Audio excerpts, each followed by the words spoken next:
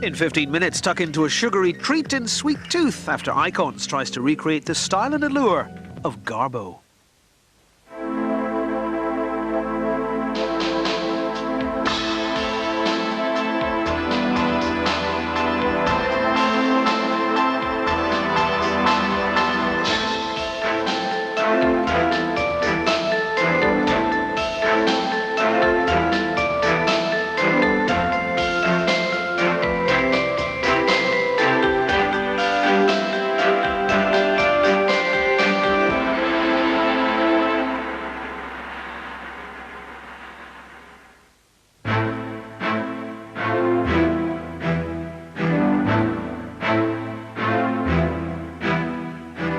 She was just a great actress and a fabulous face. I just really remember this incredible face and those eyes, you know, such deep, sort of soulful eyes.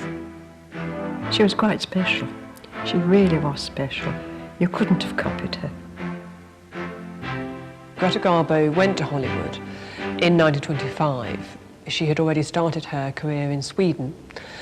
And if you think of Garbo, you basically think of the perfect face. I mean, it's always quoted that plastic surgeons hold her face up as being the, you know, perfect face that every woman aspires to have. She took control of her own career, refused to allow the studios to conduct her career for her.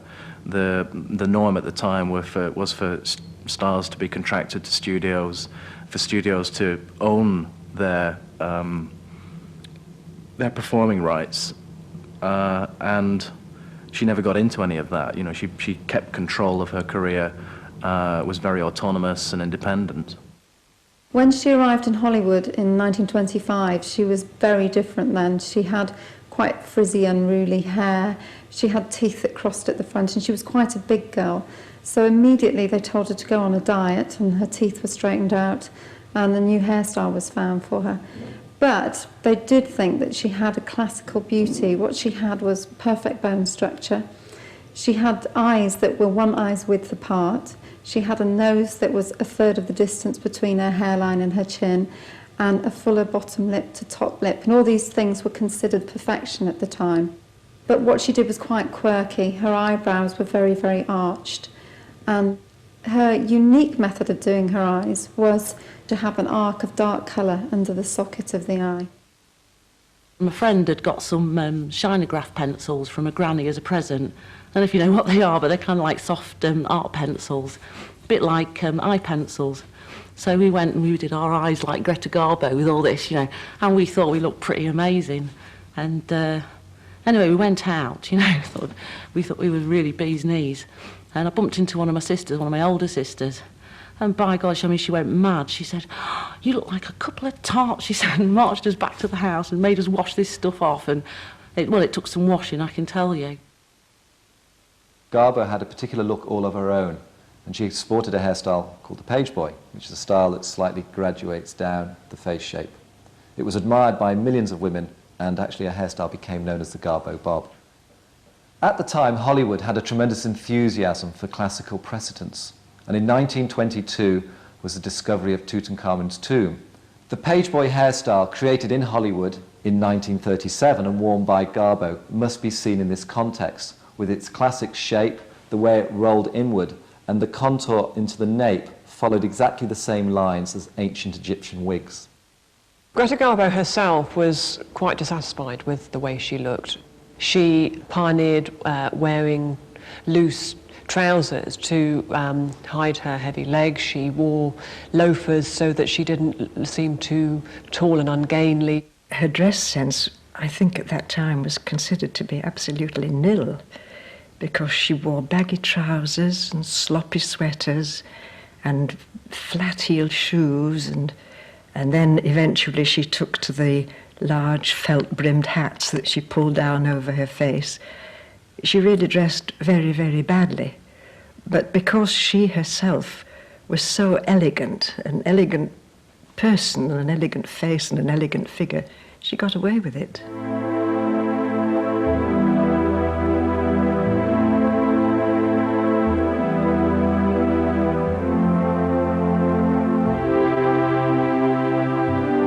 in the late 1920s, early 1930s, there are several Hollywood stars who are quite androgynous and quite sexually ambiguous.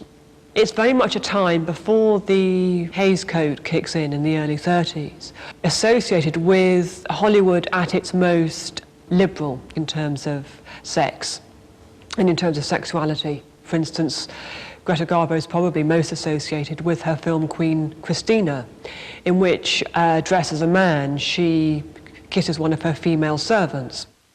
I think her ambiguous sexuality most likely enhanced her career. It was the sense of mystery that she had emanating from her and building around her. By not expressing her sexual preferences particularly clearly, then that allows space for members of either sex to identify with her, or indeed to desire her.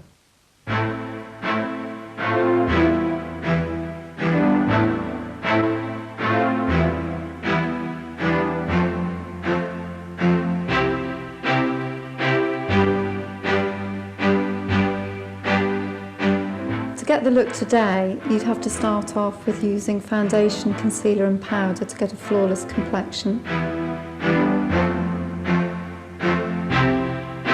Next is the eyes. First of all, use an eyeliner along the top lash line.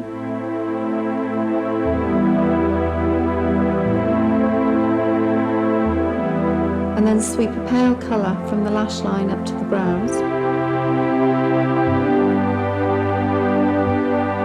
Now, if you want to get lashes as long as Garbo's, you'd have to use several coats of mascara or even false eyelashes.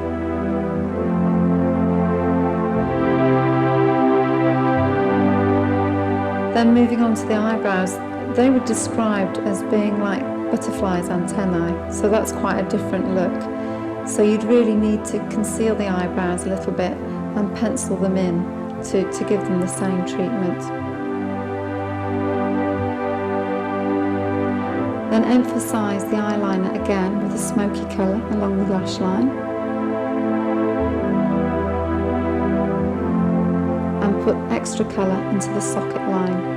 And that's the style that was unique to her, that really opens up the eyes. And then I'd use 2 shades of blusher, a darker one and a highlighter to emphasise the cheekbones.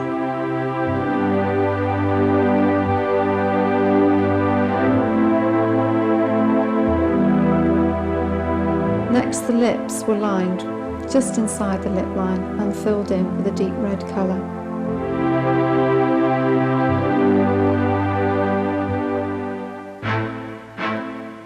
The ideal length to create a Garbo bob is just touching the shoulders, with a few long layers cut throughout and shaped around the face. After drying the hair and working on a side parting, take 2-inch sections starting at the front and apply hairspray.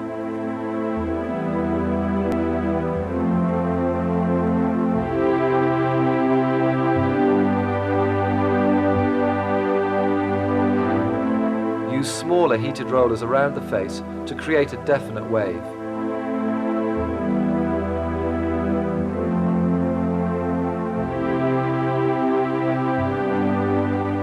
Work the rollers away from the face, using larger ones towards the back to curl the hair under.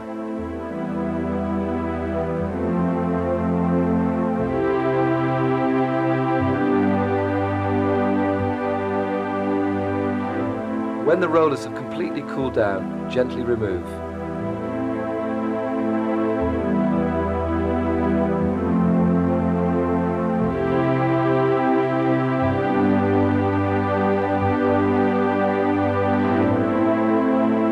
Brush the hair thoroughly with a soft bristle brush. This will give the hair a luxurious shine and the style will fall simply into place. And finally, fix with hairspray.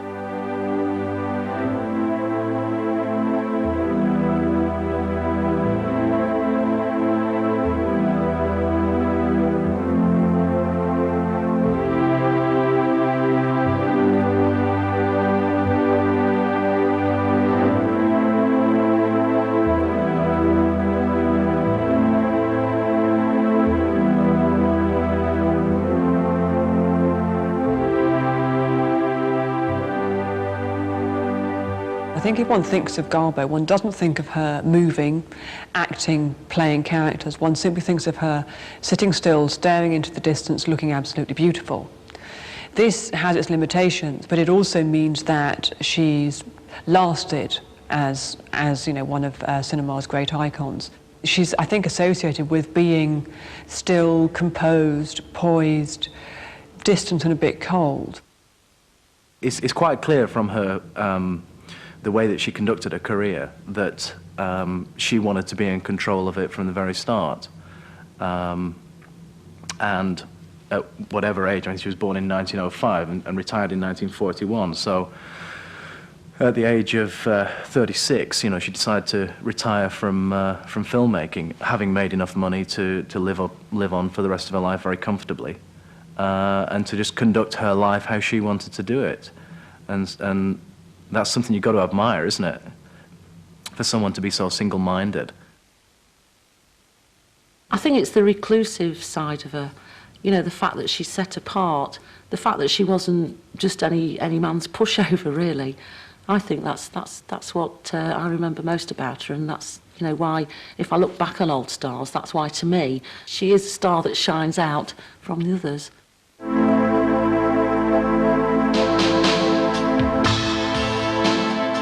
Next on 4, they may give you cavities and cost you pocket money, but when you've a sweet tooth, there's only one thing for it: indulge your passion.